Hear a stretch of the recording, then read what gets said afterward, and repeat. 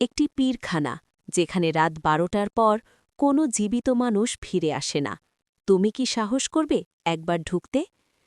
বাংলাদেশের এক প্রত্যন্ত গ্রামে পাহাড় আর নদীর মধ্যে লুকিয়ে আছে একটি পুরনো পীরখানা।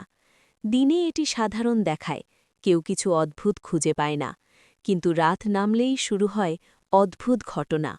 ফিসফিসানি, হাহাকার, অদৃশ্য পায়ের আওয়াজ সবই ভেসে আসে নীরবতার মধ্যে। গ্রামের মানুষরা বলতো, পীরখানার কাছাকাছি কেউ রাতে থাকলে তার চোখ কাঁপে, মন ভয় পায়।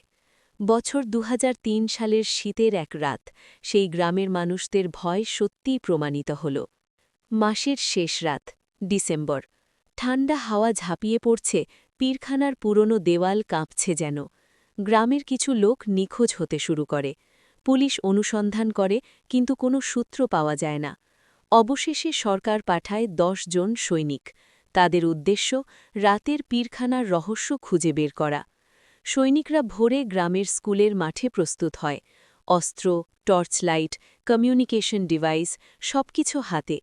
তারা জানত এটি শুধু একটি পুরনো পীরখানা নয়, এটি ভয়, আতঙ্ক এবং অজানা রহস্যে ভরা। রাত নামতেই তারা ঢুকল।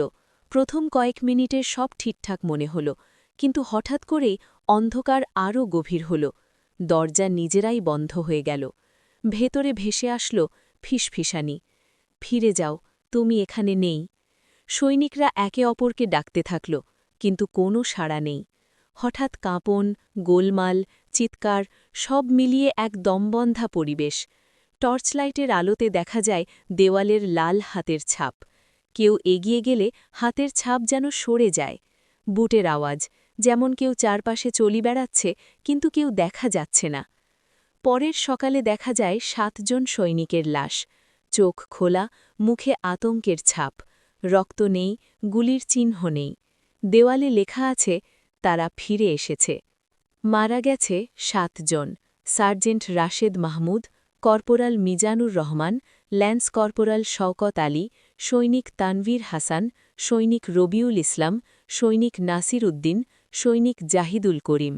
নিখোঁজ ৩ জন: লেফটেন্যান্ট আরিফ হোসেন, সৈনিক সাকিব আলম, সৈনিক ইমরান কবির। গ্রামের মানুষ বলে, রাত ১২টার পর নিখোঁজ সৈনিকদের পায়ের আওয়াজ এখনও শোনা যায়।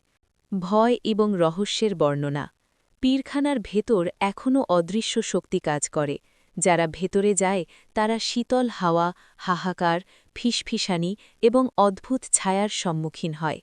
কিছু লোক বলে, রাতের গভীরে তাদের চোখে দেখা যায় নিখোঁজ সৈনিকরা দাঁড়িয়ে আছে, চুপচাপ, স্থির, কিন্তু তাদের চোখের মধ্যে অমানুষিক ভয়। কেউ এগিয়ে গেলে তাদের ছায়া যেন পুরো সৈনিকদের ওপর পড়ে যায়। ফিসফিসানি আবারও শোনা যায়, ফিরে যাও, ফিরে আসো না। গ্রামের মানুষরা এখনও পীরখানার কাছাকাছি রাত কাটায় না। যদি কেউ সাহস করে ঢুকুক, তারা রাত ১২টার পর বুটের আওয়াজ, হাহাকার এবং অদৃশ্য ছায়ার সম্মুখীন হয়। সৈনিকদের নিখোঁজ হওয়া, মৃত সৈনিকদের আতঙ্কিত মুখ এবং দেওয়ালের লাল ছাপ সবই পীরখানাকে অন্ধকারের চিরন্তন প্রতীক বানিয়েছে।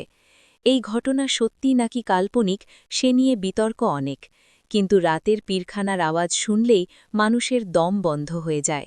তুমি কি সাহস করবা ওই পীরখানায় এক রাত কাটাতে? যদি করে থাকো, কমেন্টে লিখে জানাও। ভিডিওটি ভালো লাগলে লাইক, শেয়ার এবং সাবস্ক্রাইব করতে ভুলো না।